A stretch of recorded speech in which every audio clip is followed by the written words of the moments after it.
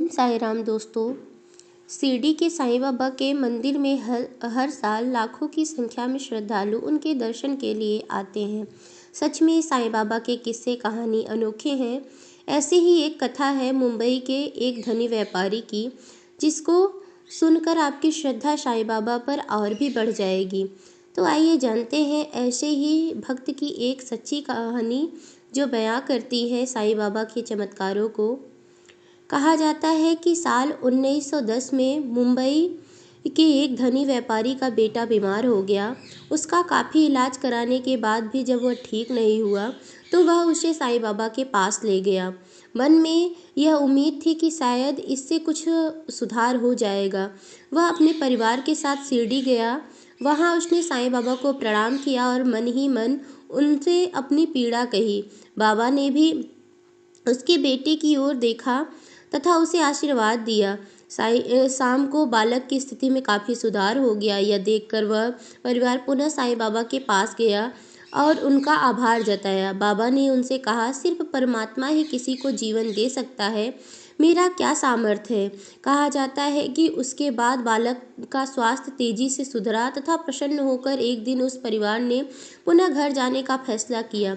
जाने से पहले उनकी इच्छा थी कि एक बार वे साईं बाबा के दर्शन जरूर करें। इसलिए वे उनके स्थान पर गए और उनका आशीर्वाद लेकर घर जाने की अनुमति मांगी।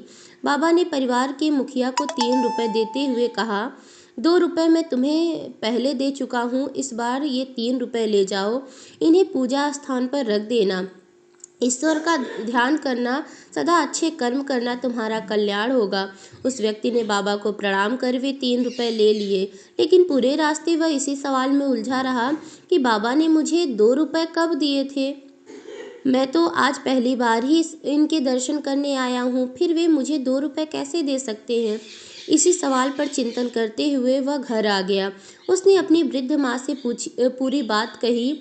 तब माँ ने उसे बताया, बेटा जब तू बहुत छोटा था तो तू एक बार बीमार हो गया था। तब तेरे पिता तुझे लेकर साईं बाबा के पास गए थे। उस वक्त बाबा ने तुम्हारे सिर पर प्यार से हाथ फेरते हुए तुम्हें 2 रुपए दिए थे। साईं बाबा सिर्फ सिद्ध पुरुष ही नहीं, वे अपने भक्तों के साथ हृदय से जुड़े हुए हैं और इसलिए वे उनके तन, मन और जीवन की सब बातें जानते हैं। अपनी माता के मुख से यह बात सुनकर उस व्यक्ति के आश्चर्य की सीमा न रही। उसे इस बात पर पूरा भरोसा हो गया था कि भक्त और भगवान का रिश्ता बहुत मजबूत होता है। भक्त माया के वशीभूत होकर भगवान को भूल सकता है, लेकिन भगवान उसे कभी नहीं भूलते, विपत्ति में कभी साथ नहीं छोड़ते। ऐसे ही है हमारे साईं बाबा। ओम साईं राम दोस्तों।